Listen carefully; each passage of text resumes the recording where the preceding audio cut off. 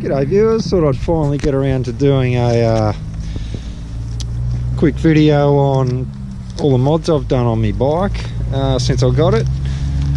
A fairly extensive list, so I had to write it all down. So I'll start from the start anyway. Yeah, first up, I removed the reflectors. I don't know, I just thought they look poxy and they're probably not really going to do much to save you. And I don't really ride at night anyway, so no biggie. Yeah, one of the standard things I tell you to do, I remove the upper chain roller guide thing, wherever that is. Yeah, just in here, and I've replaced it with a Allen head bolt made specifically for the job that I got from Adventure Bike Australia. Actually, probably most of the stuff I got for my bike I bought from them. They're really good to deal with. You know, good quality gear, fair prices. Actually, a lot of the gear they have you can't get anywhere else. Well, yeah, I've added the bark busters. They came as a factory deal when I bought the bike, so I chucked them in for free, as well as the rear rack, which I just got the little 10 litre sports bag off my TRX 850. I swapped that between the two bikes. Not that I've been riding the TRX lately because it's unregistered, but that's another story. Also, it came with a factory bash plate. Nice, good protective bash plate with nice Suzuki logo cut in right there. Also, one of the first things I did was replace the epoxy fuel filter. If you don't know, it's this tiny little bloody strainer that sits in that little metal elbow. I'm getting eaten alive by mozzies here. Yeah, so I put a decent filter in. I strongly suggest you do that. Also, I've got a magnetic sump plug installed as well. Just pick up any bits of metal and crap, or if one of the neutral sender unit screws decides to drop out, which is apparently is known to happen. Just made my own little brake saver cable. Just add a bit of electrical cable, just stops grass and crap getting caught up in the brake lever there. I also made my own sort of leg rest thingos there. Don't know what you call them. There's a copyrighted proprietary name for them, but mine are different, so I just call them leg rests. Makes it a bit easier on the arms when you're sort of standing up and under hard acceleration. Yeah, I've got the lowered pegs on there as well, because I'm just under 6'3", so the other pegs, they're sitting up here, and felt like my knees were up in my armpits, so that was one of the first things I did too. I put the Dunlop D606 tyres on. Yeah, you know, I love the rear. That's a fantastic tyre. But the front, I find, like even when you drop the pressures for riding in the soft stuff, it still doesn't really seem to flatten out much and give much more traction. But I've read that that's because they've got really hard sidewalls on them. So I'd probably try a Pirelli NT21 next time. I've heard they're pretty good front tyre. Back around to the rear, I've put on a 44 tooth rear sprocket. Standard in Australia is 42 on the back, 15 at the front. But I didn't want to go smaller on the front, just from a mechanical point of view. I don't think that's really good. So I went for the bigger rear, a little bit more stuffing around putting it on, but I think it was a better option. Just makes it a lot more friendly, user-friendly sort of off-road and slow speeds and stuff. Yeah, also you can see with the front sprocket, I did my own little hack job of cutting out the cover there. Just makes it a bit easier to clean and just keep an eye on it.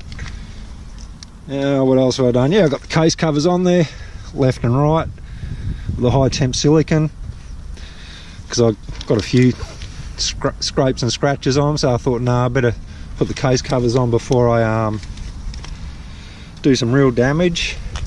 With the bash plate, it doesn't come up and cover the oil filter cover, so I just made my own epoxy a little bit there, and that's just cushioned with some silicone in behind it as well. Up top here I've got a 12-volt socket. That's so I can run the GPS, and if I sort of desperately need to charge anything, although I usually carry a power bank with me if I really need to charge the phone or the GoPros or whatever. Yeah, the Renthal bars, the other ones were crap and I bent them, so I put on something decent. They're nice and flat, I quite like them, really comfortable. Put my own little taco on there. Sorry, just swallowed a mozzie. That's more for setting the idle than anything else, so I don't really look at it while I'm riding. It's just for getting the idle, making sure the idle's all good. Yeah, now one of the biggest things I've done with this bike, and yeah, I'm still getting eaten alive by mozzies here, so bear with me if I seem to be getting distracted. Bloody terrible. Had a lot of rain here, a lot of moisture about. Mozzies love it.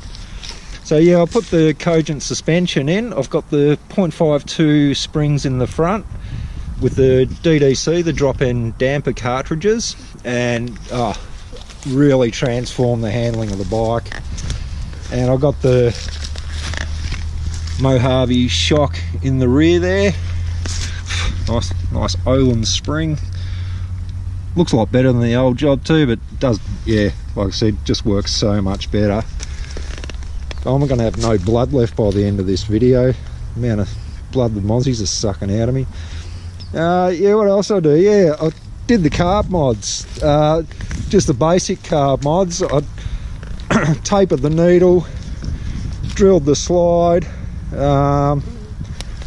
pulled the snorkel out of the airbox, and twin air filter in there as well.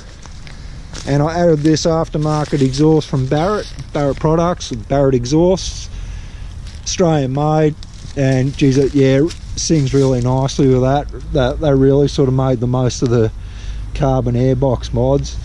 Sounds good and goes good now. Now, what else have I done? Let me think. Oh yeah, second page of me thing. Yeah, I've got to carry a little 12-volt compressor in me gear sack here. Oh no. I don't want to scratch them. So when I come out to a place like this, I've just ridden for like 45 minutes on the bitumen to get here, and so yeah, I like to have the tyres up at a decent pressure for riding the bitumen. Then I'll drop them down here. I'll go down to about 15, 16 at the front and sort of 18 to 20 at the rear. I don't have rim lockers, so I won't go any lower than that. And yeah, apart from that, I'll just carry a few things in the bag, like some zip ties, a bit of electrical tape, bloody mosquitoes. Oh, that's a spot there. There's me. Yeah, some zip ties, Leatherman wave, which is basically makes for a handy little toolkit, knife, pliers, screwdrivers and all that crap. Yeah, usually a bit of paracord as well, just in case. And yeah, the GPS. So that's about it for the mods. I'll start it up so you can have a bit of a listen to it. So yeah, she sounds alright. That's just at idle. Don't know what's idling at. Oh, good eye.